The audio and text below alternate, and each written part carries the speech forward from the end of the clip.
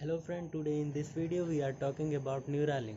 Neuralink is a small bionic chip which is inserted inside the human brain to help to transport the signal from one part to another part of human body, because this is made for the person who is suffering from anxiety, depression, edema and paralysis, etc, etc. And the founder of Neuralink was Elon Musk, one of the biggest entrepreneur in the world. He is also founder of SpaceX, Tesla Motors, etc.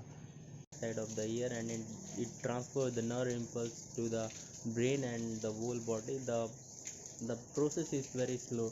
So in 2020 it is in testing phase and it is very small. So many of the robots are made for inserting the chip inside the human brain, and it is within 30 minutes of the surgery, because the surgeon cannot put it through the brain because this is very precise and very small. So the robots are made for putting it in the brain.